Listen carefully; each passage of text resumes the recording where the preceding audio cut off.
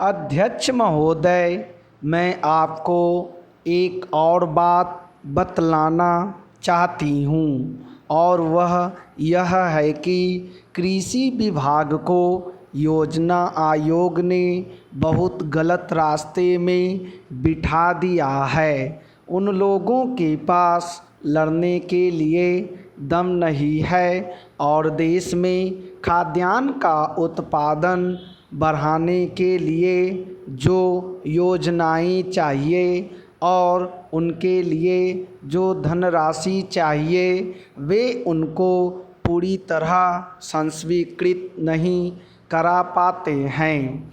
कृषि विभाग तो ज़मीन की तरह आधार होता है और उसी पर देश के लिए पर्याप्त अन्न पैदा करने का महान भार है। इसलिए यह बहुत आवश्यक है कि अधिक अन्न उपजाने के मार्ग में जो भी आवश्यक कदम यह विभाग उठाना चाहे उसमें किसी तरह की रुकावट न हो। बहुत सी हड़तालें हो सकती हैं, मजदूर काम से बरी हो सकते हैं, लेकिन किसी भी हालत में वे खाने से बरी नहीं हो सकते।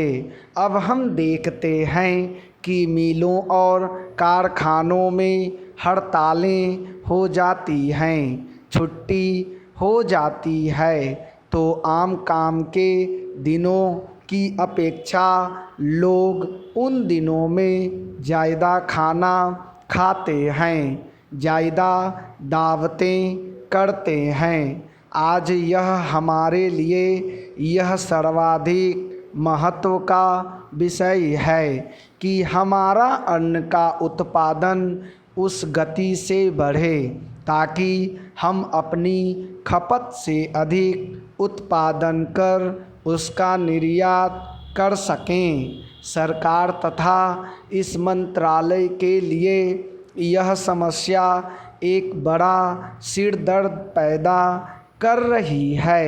हर एक विभाग में बड़े बड़े अधिकारी बैठे हैं और हजारों रुपए के बड़े बड़े वेतन ले रहे हैं, लेकिन मुझे दुख के साथ कहना पड़ता है कि उनका दिमाग कार्यालय की मिसिलों और कागज़ों में लगा रहता है। इस विभाग का काम बहुत ही महत्वपूर्ण है।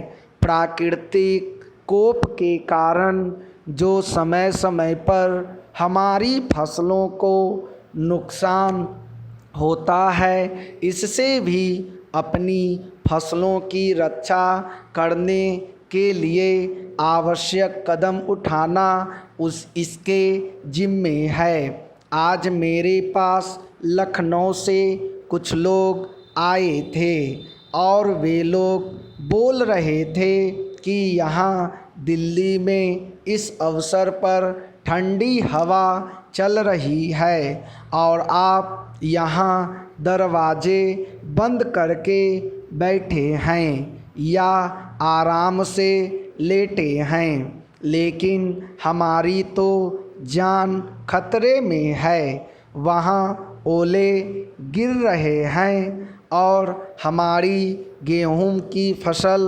खतरे में है। अब यह इस विभाग का काम है कि चूँकि हवा में पानी ज़्यादा होता है, इसलिए फसल के बचाव के लिए उस पर नियंत्रण किया जाए जिससे फसल की हानि न हो।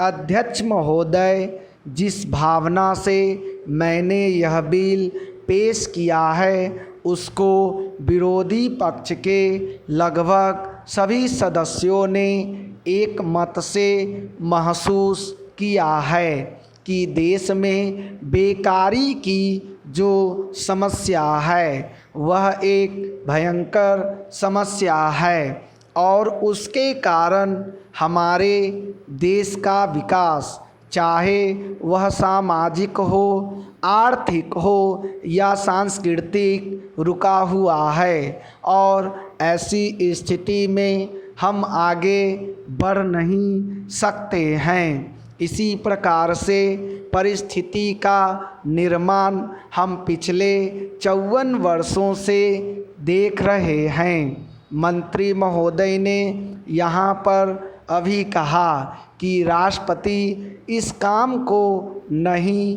कर सकते हैं क्योंकि वह उनके अधिकार के बाहर है। आप राज्यों में राज्यपाल शासन स्थापित करते हैं। जब यह देखते हैं कि किसी राज्य में वहाँ की व्यवस्था, वहाँ का विकास ठीक नहीं हो रहा है, जब किसी राज्य में गड़बड़ी फैल रही हो, विकास का काम समाप्त हो गया हो और जिम्मेदारी से लोग काम न करते हों, तो वहाँ पर राज्यपाल शासन स्थापित किया जाता है। ऐसे बहुत से उदाहरण हमारे देश में मौजूद हैं। उसी प्रकार से हमारे राष्ट्रपति हैं और अगर देश में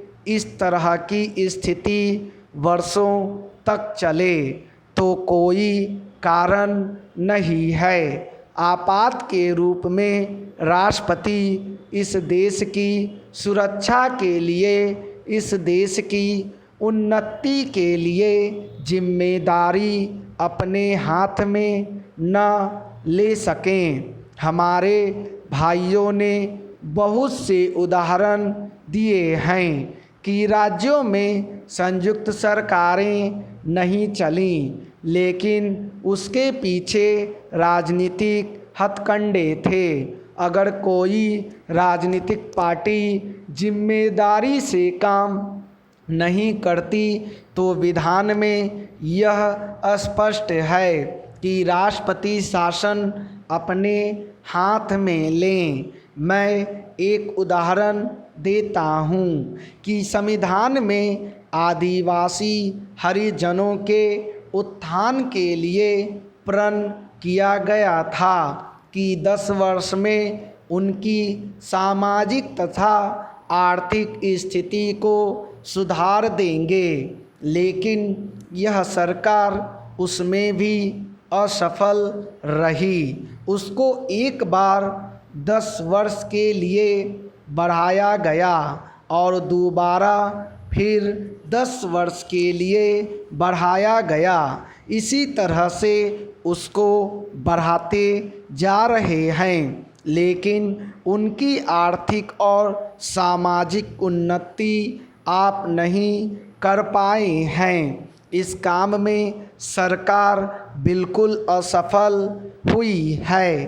पिछली बार सरकार पर अविश्वास का प्रस्ताव भी आया था और वह पास होने वाला था। इसलिए मेरा कहना है कि हमारे देश में यह जो बेकारी की समस्या है वह एक बहुत ही भयंकर समस्या है।